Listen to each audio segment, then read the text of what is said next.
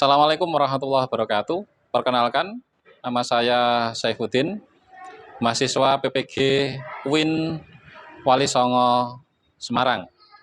Pada kesempatan hari ini, saya akan mempraktekkan pembelajaran dengan tema sejarah turun Al-Quran dan kodifikasinya. Untuk itu, mari ikuti kegiatan saya hari ini. Terima kasih.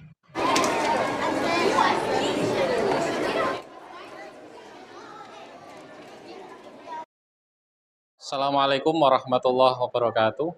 Waalaikumsalam warahmatullahi wabarakatuh. Bismillahirrahmanirrahim.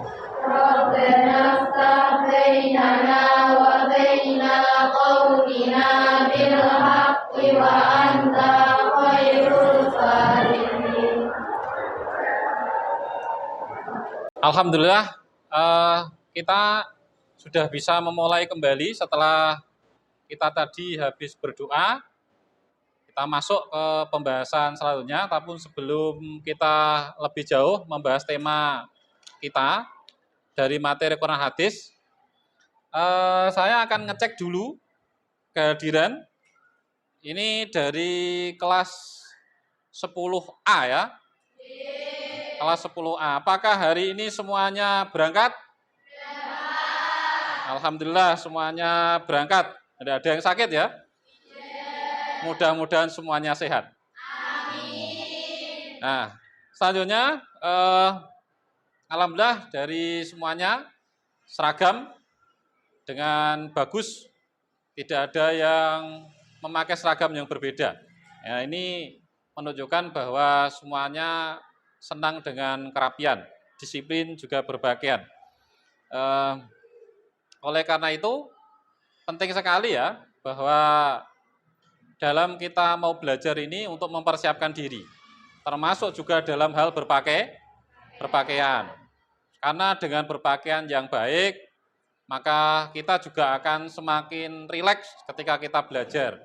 Dan ketika kita belajar, maka harus kita niatkan dengan sungguh-sungguh, supaya memang benar-benar yang kita pelajari ini menjadi sebuah ilmu. Tidak hanya sekedar bungen tuwa. Tahu enggak bungen tuwa? Mlebu kuping tengen, metu kuping kiwa. Artinya ya ilmu didengar, dibaca, tapi setelah itu selesai. Ilmu itu tidak membekas di dalam hati kita. Nah, Oke, sebelum lebih jauh nanti akan ada sedikit penjelasan yang bisa saya sampaikan melalui slide. Ya, nanti akan kita tampilkan slide-nya. Ini ya, sejarah turun Al-Quran dan kodifikasinya. Ini yang nanti akan kita bahas. Nah, oleh karenanya materi yang sudah ada bisa dibuka, coba nanti sebelum saya kasih penjelasan sambil nanti saya tanya ya, saya tanya sedikit saja, karena ini nanti kalian yang akan lebih banyak untuk berperan membaca, saya nanti hanya untuk mendampingi saja bagaimana pembelajaran kali ini nanti memang benar-benar bisa kita pelajari dengan baik. Oke? Jadi sejarah turunnya Al-Quran dan kodifikasinya. Ini mata pelajaran Quran hadis kelas 10 untuk tujuannya. Tujuan ini adalah menganalisis, ini ada bisa dibaca, menganalisis sejarah turun Al-Quran dan kodifikasinya. Untuk apa?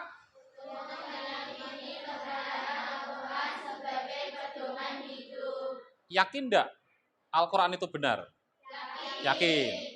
Karena Al-Quran itu ada memang pedoman bagi kita. Maka oleh karena itu akan kita pelajari. Oke, dalam sejarah turunnya Al-Quran, itu para ulama berbeda atau ada beberapa pendapat lah ya, beberapa pendapat. Jadi cara turunnya Al-Quran itu ada perbedaan pendapat di antara ulama. Paling tidak di dalam materi yang akan kita pelajari, ada berapa cara turunnya Al-Quran itu? Ada 3. Coba kita salah satu saja. Mungkin dari kelompok 1 bisa menyebutkan enggak? Salah satu dari 3 itu. Apa itu? Coba sebutkan. Al-Quran diturunkan ke langitnya pada malam Lailatul Qadar secara sekaligus serentak dari awal sampai akhir, kemudian diturunkan secara berangsur-angsur. Oke, terima kasih. Betul. Kemudian tentang tahapan ya, tentang tahapan turunnya Al-Quran. Itu ada berapa? Ada berapa? Bisa disebutkan salah satu dari 3 itu, kelompok 2. Diturunkan ke Lauhil Mahfuz sebagaimana dalam Quran surat Al-Buruj ayat 21 sampai 22. Oke. Al-Quran itu kan ketika diturunkan itu ya cukup lama ya. Itu kira-kira berapa tahun ya Quran itu diturunkan pada Nabi dan mulai malam apa ya, mulai hari apa Quran itu diturunkan? Kelompok 3 mungkin? Dalam waktu 22 tahun, 2 bulan, 22 hari, mulai dari malam 17 Ramadan tahun. Oke. Dalam penulisan atau pengumpulan dan Al-Quran itu akan ada tiga fase. Ada 3 fase.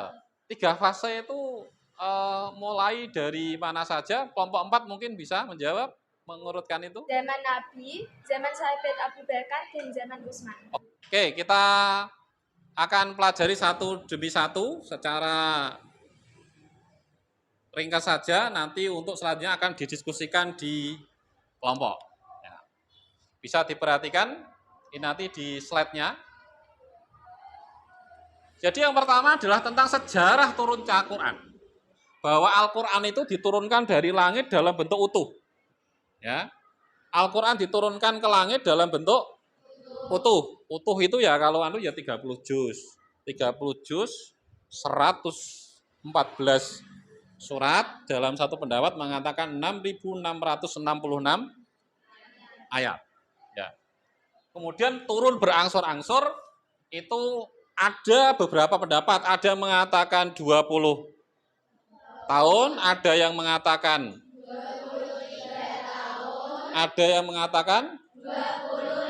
tahun. Oke, itu yang pertama. Kemudian yang kedua adalah Al-Quran itu diturunkan dari langit dunia, diturunkan ke langit dunia ya. Itu sebanyak 20 kali. Ini menurut satu pendapat. Jadi ada yang mengatakan 20 kali, berarti sama dengan 20 Lailatul Qadar, sama dengan 20 tahun. Sekarang pendapat yang ketiga. Al-Quran itu permulaan turunnya adalah malam Lailatul Qadar. Ini ya. Hanya. Berarti ini sudah kita pelajari. Ada 3. Ini ada keterangan dari para ulama itu membagi proses turunnya Al-Quran menjadi 3 tahapan. Ada 3 tahapan. Jadi yang pertama adalah diturunkan diturunkan ke Lauhil Mahfuz. Tadi seperti yang dijawab oleh kelompok berapa? Kelompok 2. Ini sebagai mana keterangan dalam surat Al-Buruj. Surat Al-Buruj. Bal huwa Qur'anum Majid fi lauhim. Yang kedua, diturunkan ke langit dunia, sama'id dunia. Atau yang disebut dengan Baitul Izzah. Kemudian kita lanjut ke yang ketiga, bahwa Al-Quran nanti diturunkan berangsur-angsur ke dunia. Ya, diturunkan berangsur-angsur ke dunia. Ini sebagaimana dalam surat Asy-Syu'ara ayat 193 sampai 195. Bunyinya bagaimana? Nazala bihir ruhul amin ala qalbika.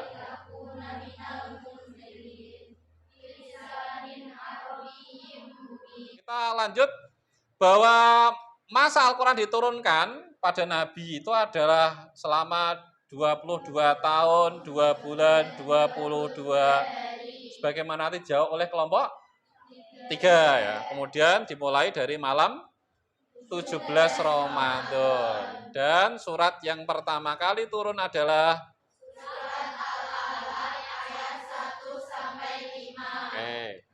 Nah, kodifikasi Al-Quran adalah proses penulisan Al-Quran dari wahyu yang diterima Nabi Muhammad hingga selesai. Ini definisi kodifikasi. Kemudian yang tadi sudah kita kita pelajari sebentar tadi, penulisan dan pengumpulan Al-Quran itu melewati 3 fase, melalui 3 fase. Yang pertama adalah fase ya Nabi, yang kedua fase,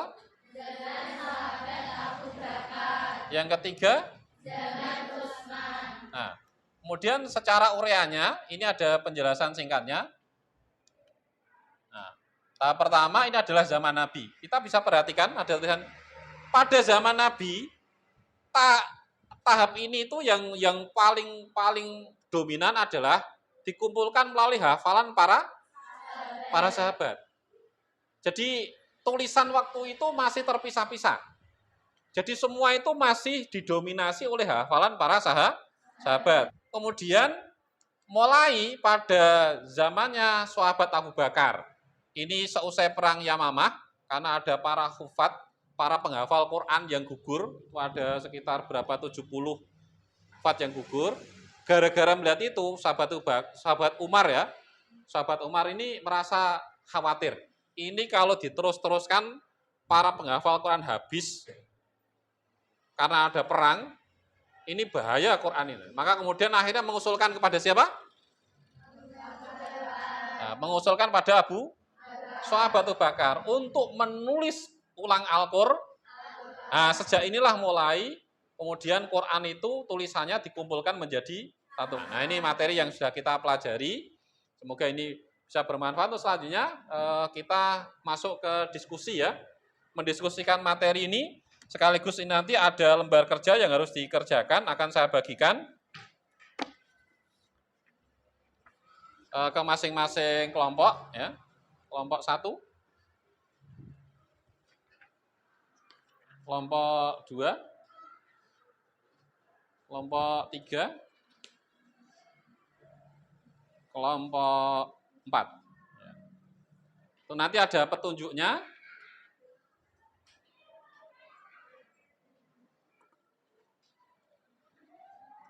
Jadi yang kita pelajari materi tadi, coba kemudian didiskusikan, kita bagi saja menjadi 4 kelompok. Nanti dari kelompok pertama, ini mendiskusikan tentang tadi, cara turunnya apa? Al-Quran, kaifiyah atau cara turunnya Al-Quran. Nanti kelompok 1, nanti kelompok 2 tentang tahapan turunnya Al-Quran. Kelompok 3 adalah tentang proses atau berapa lama turunnya Al-Quran. Sampai nanti ditambah untuk kodifikasi sampai eranya Nabi ya, sampai eranya Nabi. Kemudian yang ketiga, kelompok 4 ya, kelompok 4 nanti membahas mulai eranya sahabat Abu Bakar dan sahabat Utsman. Oke, itu nanti yang didiskusikan, nanti dipresentasikan. Hasil kesimpulannya itu nanti disampaikan supaya semuanya bisa dengar dengan bahasa yang lebih sederhana, lebih simpel. Dan itu nanti mudah diingat. Lalu nanti sambil juga dikerjakan lembar kerja ini, nanti ditulis ya kelompoknya. Karena ini kita pakai model pembelajaran cooperative learning, kemudian tipe STAT. Ini sudah kita, atau STAD ya, ini sudah kita bagi berdasarkan kemampuan anak-anak. Karena di kelas ini adalah semuanya berjenis kelamin perempuan, karena pembelajaran ini harusnya adalah beragam jenis atau etnis. Karena ini seragam, maka ini kita sudah membagi menjadi kelompok masing-masing sesuai berdasarkan ragam kemampuan. Jadi kelompok 1, kelompok 2, kelompok 3, kelompok 4 nanti adalah sudah merupakan di situ beragam kemampuannya. Mulai dari yang pandai, setengah pandai, yang mau pandai. Yang mau pandai. Ya udah ada yang udah pandai, yang mau pandai, karena semuanya sama-sama ingin menjadi anak yang pandai. Ya, oke. Itu kelompoknya ditulis ya. Kelompoknya ditulis. Itu nanti dianalisis, dikerjakan dan diskusikan. Ada 2 hal yang nanti harus dikerjakan. Nah, itu nanti dikerjakan. Kalau memang ada hal yang mau ditanyakan, nanti silahkan ditanyakan. Ya, silahkan ditanyakan. Waktu kita nanti tidak lama.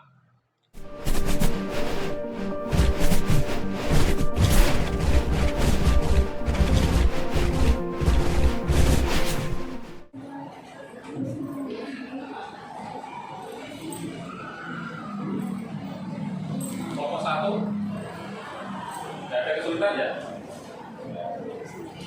Sudah ya? Sudah, tinggal dijawab.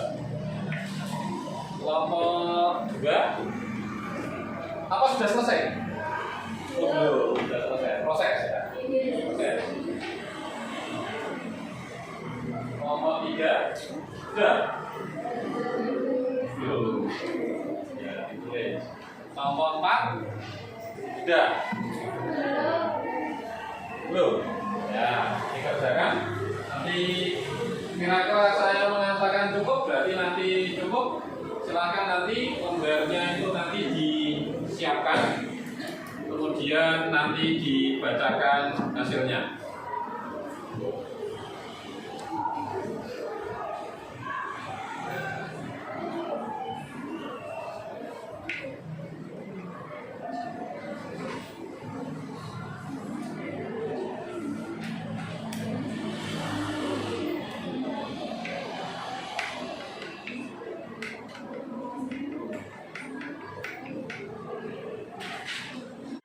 Cukup ya? Tinggal nanti dibacakan yang sudah dibuat rumusannya tadi. Ya, sudah selesai.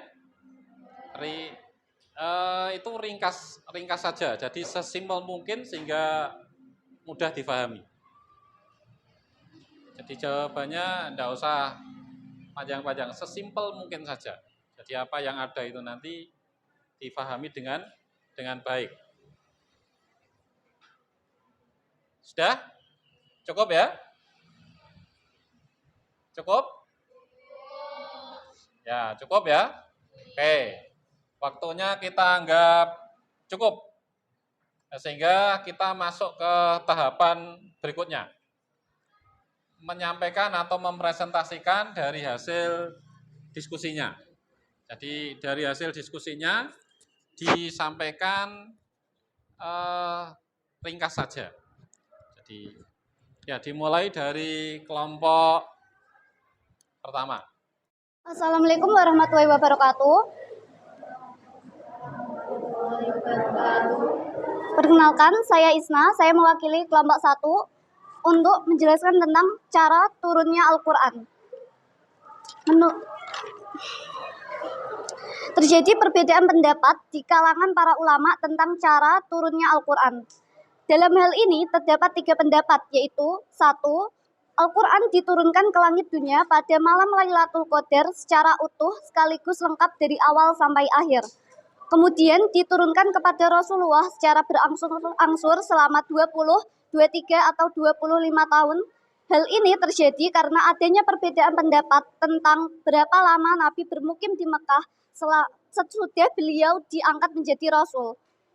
Kedua, Al-Quran diturunkan ke langit dunia secara bertahap sebanyak 20 kali Lailatul Qadar dalam 20 tahun atau 23 kali Lailatul Qadar dalam 23 tahun atau 25 kali Lailatul Qadar dalam 25 tahun. Ketiga, permulaan turunnya Al-Quran ialah pada malam Lailatul Qadar kemudian diturunkan secara berangsur-angsur dalam berbagai waktu. Sekian yang dapat saya sampaikan, kurang lebihnya saya mohon maaf. Wassalamualaikum warahmatullahi wabarakatuh. Assalamualaikum. Oke, terima kasih. Beri tepuk tangan kelompok 1.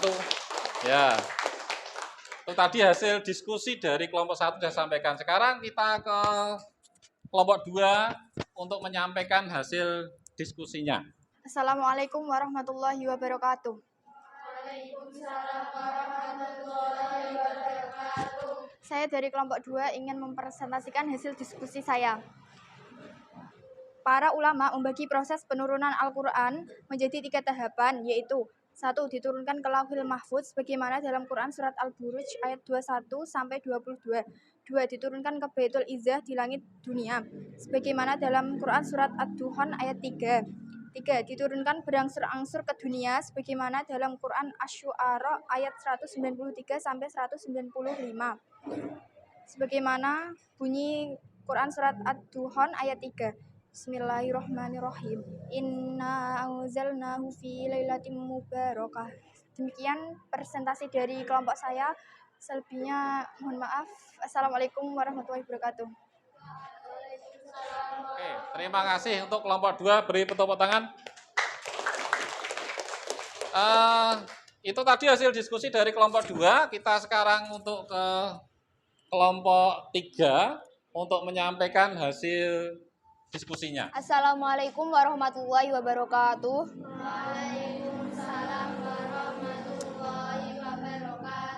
Berdirinya saya di sini adalah untuk menyampaikan hasil diskusi dari kelompok 3, yaitu 1 tentang kurun waktu yang diperlukan untuk penurunan Al-Quran. Dalam waktu 22 tahun, 2 bulan, 22 hari, mulai dari malam 17 Ramadan. Pada saat itu Nabi Muhammad sedang menyendiri untuk beribadah di Gua Hira. Surat yang pertama kali turun adalah surat Al-Alaq ayat 1-5. Yang kedua yaitu kodifikasi Al-Quran, adalah sejarah penulisan Al-Quran dari wahyu yang diterima Nabi Muhammad hingga dikumpulkan dalam sebuah mushaf. Penulisan dan pengumpulan Al-Quran ini melewati 3 fase, yaitu 1 fase zaman Nabi Muhammad. Saat itu dikumpulkan dengan didominasi hafalan para sahabat. Fase berikutnya diteruskan oleh kelompok selanjutnya. Oke ya, tepuk tangan untuk kelompok 3. Ya, kita sudah menyampaikan hasil diskusinya. Kita ke kelompok yang terakhir. Ini kelompok 4. Kelompok 4, silakan kelompok 4. Assalamualaikum warahmatullahi wabarakatuh. Waalaikumsalam warahmatullahi wabarakatuh. Saya perwakilan dari kelompok 4 akan mempresentasikan hasil diskusi kami. Penulisan dan pengumpulan Al-Quran. Pada zaman sahabat Abu Bakar, sahabat Umar bin Khattab menyampaikan pendapat kepada Abu Bakar untuk menulis ulang dan mengumpulkan catatan-catatan Al-Quran yang masih terpisah-pisah. Abu Bakar memanggil Zaid bin Sabit dan memerintahkannya untuk menulis ulang catatan-catatan Al-Quran dalam sebuah mushaf.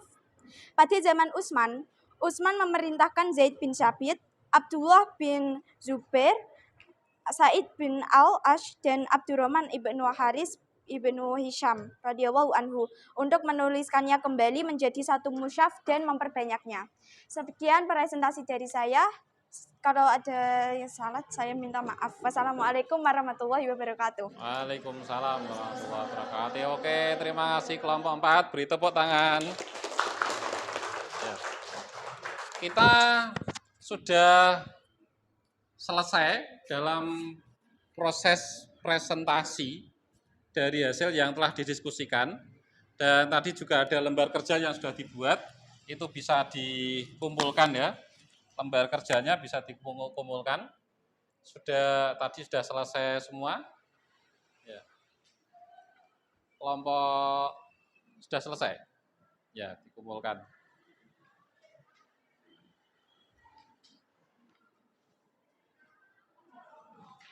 Ya.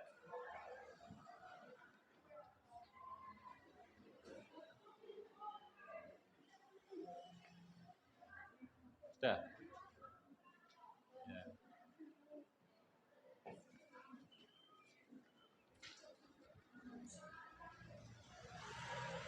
Nah, dari hasil diskusi nanti kita akan nilai.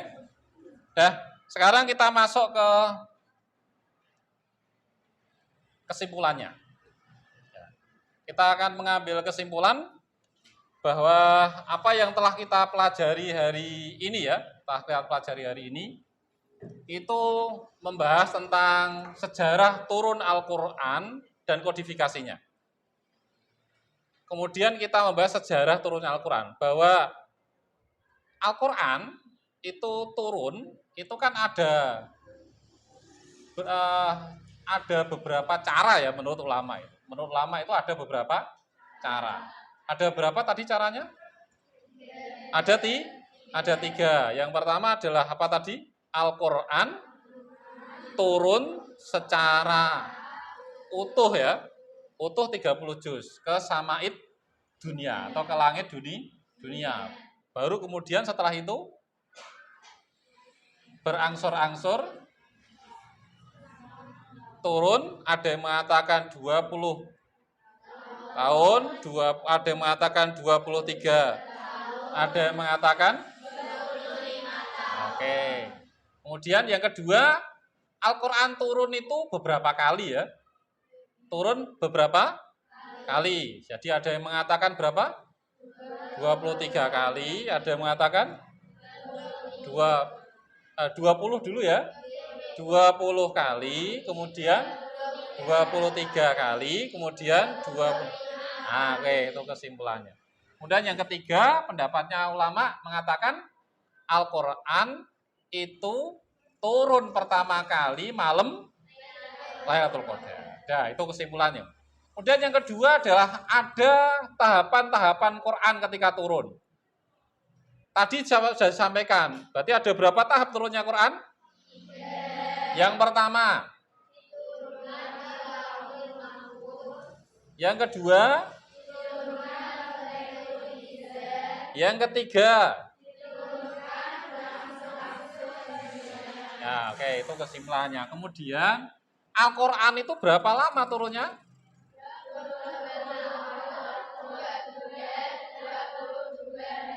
Oke, betul. 22 tahun, 2 bulan, 22 hari. Yang pertama kali surat diturunkan itu surat apa? Surat Al-Alaq ayat 1 sampai 5. Kemudian pada fase kodifikasi, fase pembukuan atau fase penulisan Quran. Itu kan nanti ada fase-fasenya. Ada berapa fase tadi? 3. Jadi sebenarnya ada 3, yaitu fase eranya zaman Nabi, yang kedua itu tadi kesimpulan sekaligus kita melakukan refleksi dari apa yang telah kita pelajari mulai tadi sampai sekarang. Untuk itu, ini kita sudah masuk pada tahap akhir. Mudah-mudahan kita berdoa apa yang telah kita pelajari ini benar-benar menjadi ilmu yang bermanfaat. Jangan lupa untuk terus belajar. Jangan lupa untuk terus membaca. Karena Qul hal yastawil ladina ya'lamun wal ladina la ya'lamun. Orang yang terpelajar, orang yang memiliki pengetahuan, itu tentu tidak sama dengan orang yang tidak terpelajar dan orang yang tidak memiliki pengetahuan.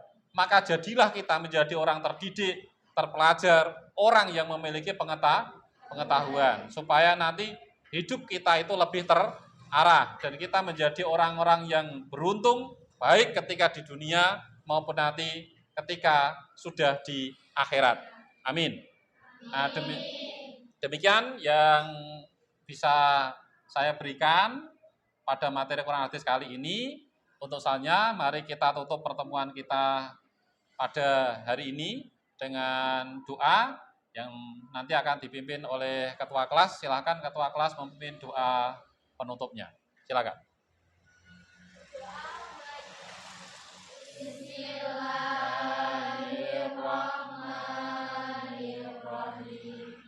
Rabbana atina fid dunya hasanah wa fil akhirati hasanah wa qina adzabannar. Amin. Terima kasih. Terus semangat untuk belajar. Assalamualaikum warahmatullahi wabarakatuh.